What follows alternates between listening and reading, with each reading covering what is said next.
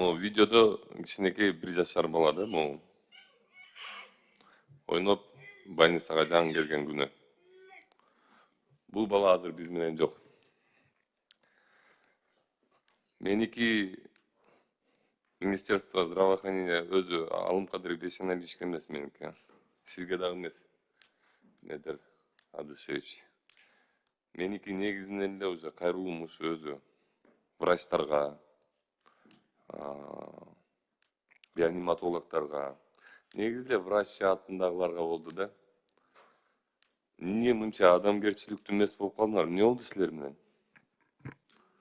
Эмне болду силер менен? Эмне медицина бизде кандай медицина калды? Бизде частный медицина калды, туугандардын медицинасы калды, анан тааныштардын медицинасы калды. Болду.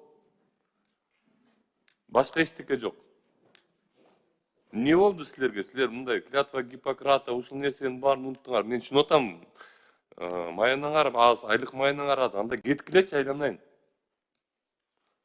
Кеткилечи анда тыштап, андай медицинанын бизге кереги жок, анда кеткилечи. Бул бала боюнча айтып берсем, бул баланын кулагы ооруп, больницага жаткан. Алай районунда Гүлчөдө.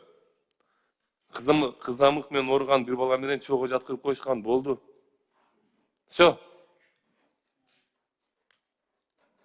Андан аркысында айтып бербей койгон, андан аркысы каша. Ал бала менен эмне кылган, температурасы менен больницадан чыгарып салган, бүт каша андан арычы. Мен эмнеге муну билем десиңер? Банткемден өзүм ошол реанимацияда жаткан мен. Реаниматологдордун отношениясын 5 колундай билем. Могу жерде Кыргызстанда бүт баары билет, айланайын. Врачтардын отношениясын билебиз биз. Силерге эч кимдин абалы жетпей калды. Өзүңөр ойлонгулачы, өзүңөр ойгонгулачы, айланайын. Адамдын жашоосун мындай бизнес кылып койдуңар ужачы. Бир патриоттук сезим болуш керек да. Оңоошуңар керек да силер же ушинтип эле мен менен айтып жүрө бересиңерби? Эрлан ушинтип айтты, врачтардын баарын жамандап салды деп.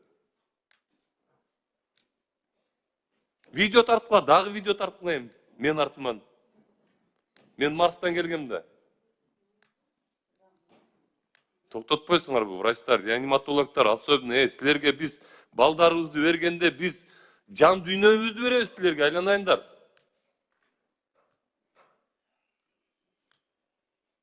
Эмне кылып атасыңар силер, ey?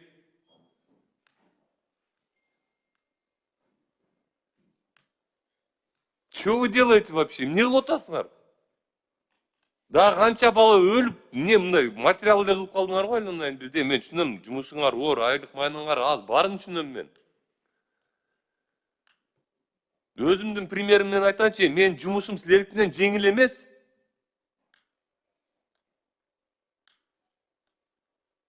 4 жыл 1 айлык маяны албай, 4 жыл журналист болуп иштегем, эчтеке болбой, патриоттук сезим менен Кыргызстан өнүксүн, келечек өнүксүн деп.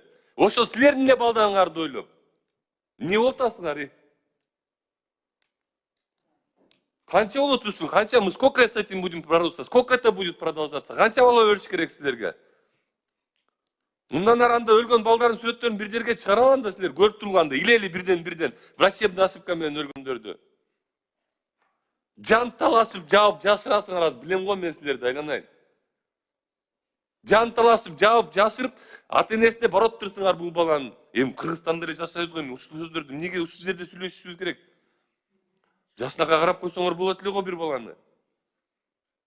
Жанагы ооруп жаткан мамасы, жана кызыл денесине жана точкалар чыкканда ооруп жаткан баланын кызамык болуп аткан баланын мамасы айтыптыр, биздики көөрө окшойт, бизден бөлүп койгулачы буларды деп айтыптыр. Ойгоңгулачы, айланайын, мен эмне кылышты деп билбей калдым. Кеп Медер мырзаны мен алып урушуп берем. Абдулкадыр мырзаны деле урушуп берем. Штатыңар канча силер? Общий момда врачтардын бүт баарын алганда Министерство здравоохранения канча киши карайт? Системада врачтар Системада. Физически 12 миң, штат боюнча 17 миң, физически 12 миң иштейт врачтар.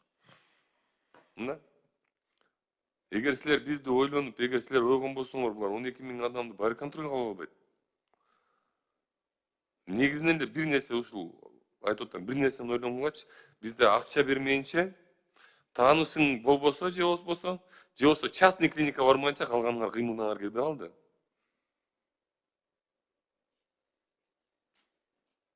А балдар өлүп атат. Ар бир баланын өлгөнү бул ата энеси үчүн, азыр ушул жерде заседанияда отурсам, атасы чалып атат мага. Эрлан мырза, андан ары эмне болот деп. Эмне болот андан ары? Андан ары жаап жашырасыңар, эмне болмок эле? Тирилтесиңер бала өлүп калган баланы. Тирилте албайсыңар да. Болду. Ошол болот.